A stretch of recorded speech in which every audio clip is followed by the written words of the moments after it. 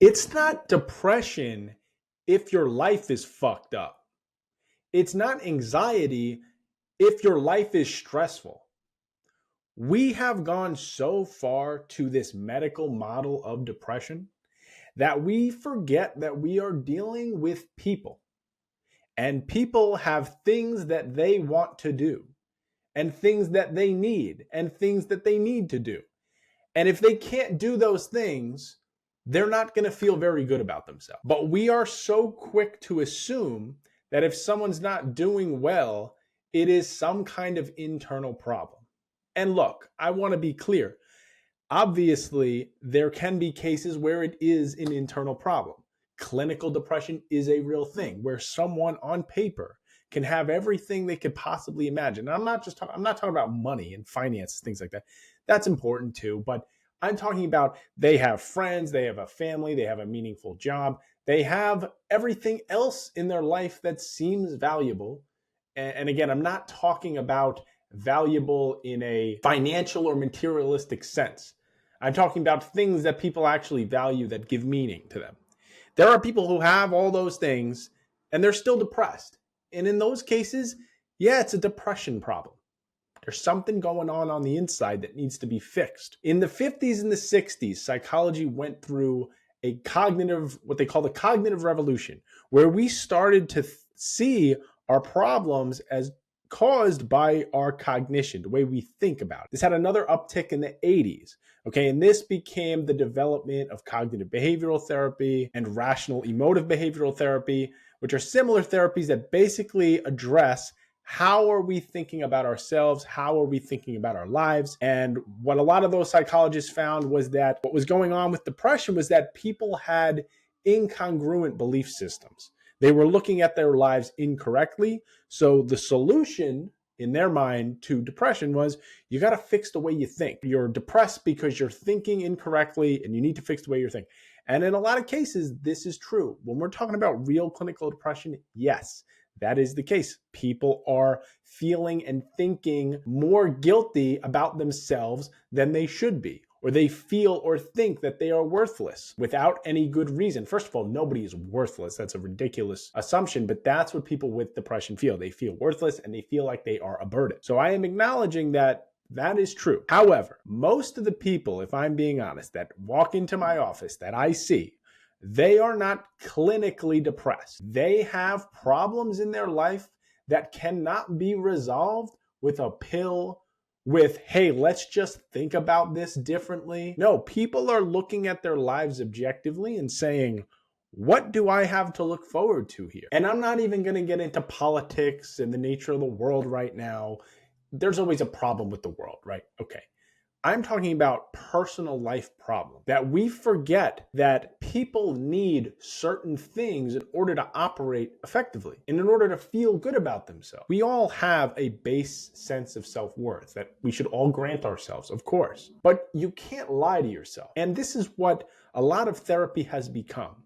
How do we get the person to lie to themselves so they feel better about themselves, so they're not depressed anymore, so I don't have to hear them talk about how depressed they are anymore? That's what a lot of therapy has become. It's just trying to convince the patient that they're perfect, they should just accept themselves, and they don't have to do any work, and that's it. But the patient can't lie to themselves, and they know that. This is why a lot of times cognitive behavioral therapy doesn't work, because when you try to challenge someone's thought process, but there's nothing wrong with the thought process, you're going to come back to the same problem. They're still going to sit there and say, yeah, but I feel like I could be doing more. And then you're going to say, well, why does that make you worthless? Well, okay, maybe not worthless, but I could be doing a hell of a lot more. At some point, they realize there's only so much that can be done with self-acceptance. And that if they're looking around at their life and they're unhappy with it, some of it may be in their control, some of it may not. Obviously, if they've had a death in the family, that's going to affect their mood, clearly. But maybe it's other things that they could control, like they don't have as many friends in their life as they'd like to. You can't just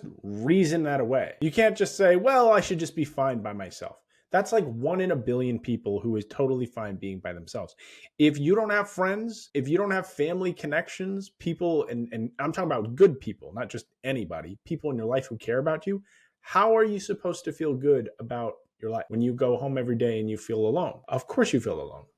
because we're not supposed to be alone. How are you supposed to feel good about yourself when you know that you have a potential that you're squandering? Whether it's a career potential, whether it's an artistic endeavor, you feel like you should be doing something and you're not doing something. And then your therapist comes along and says, "Oh no, you're just thinking irrationally. You're fine. Just accept yourself. Don't worry about it." You're putting too much pressure on yourself. Now, look, certainly putting too much pressure on yourself doesn't necessarily get you there either. And a lot of times that is the cause of people's problem too, is that they overdo it and they put too much pressure on themselves. But if you're stagnant in life and you don't feel happy about where you are, and you know that there are things that you could do to better your life, and you're not doing them, you're going to feel a little bit of guilt, probably. Yeah. But maybe that guilt, we could use that. See, a lot of therapists will say, "Well, why do you feel guilty about that?" You shouldn't feel guilty about that, but maybe you should. I'm not saying you should torment yourself and beat yourself up. That's pointless and useless. And that's only going to make you feel worse. And you don't deserve to be tormented over and over again. But let's say you feel guilty about the fact that, I don't know, maybe you're not connecting as much with your family, or feeling guilty about the fact that you know that there's an endeavor you want to explore and you really haven't put your all into it. And you're feeling some guilt. Maybe you should feel a little guilty. Is that the worst thing? Since when is guilt and shame something that we're not supposed to feel? This is like the other new thing in therapy. We're not allowed to feel guilt. We're not allowed to feel shame. If you feel guilt and shame, just reason that away. You shouldn't feel those things. You should have nothing to feel ashamed of. You should have nothing to feel guilty of.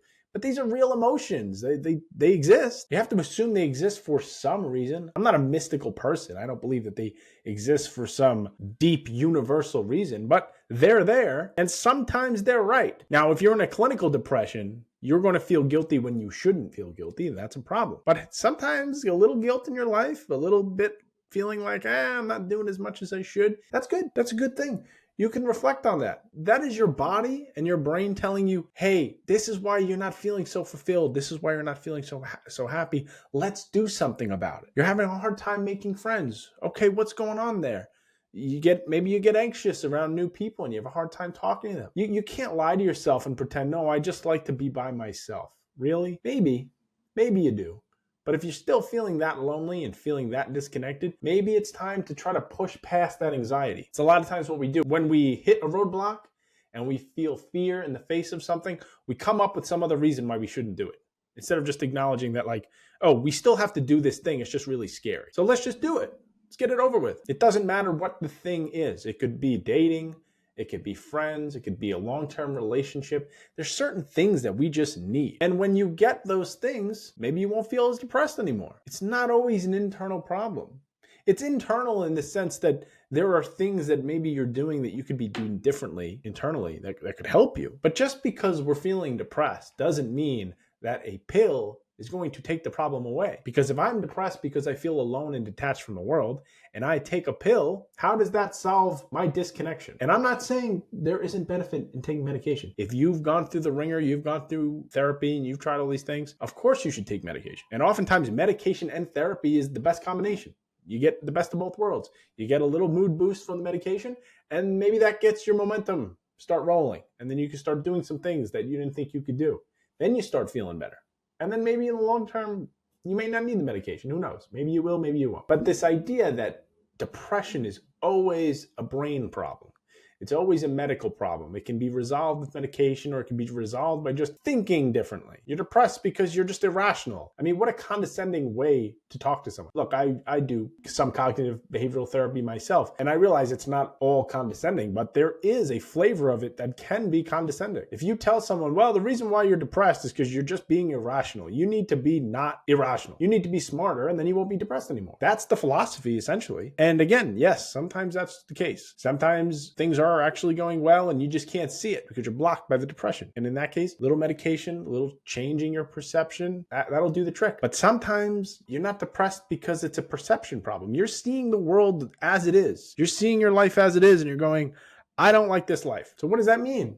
It means you just got to do something about it. And sometimes therapists focus too much on thinking about things, exploring the past. Look, those things all have their place, but too much self-reflection is just rumination. And now you're just doing the miserable thing that you don't want to be doing. And if you just go and make changes in your life and go and live your life, you won't have to ruminate anymore, and then you won't feel miserable. This is why they put people in solitary confinement.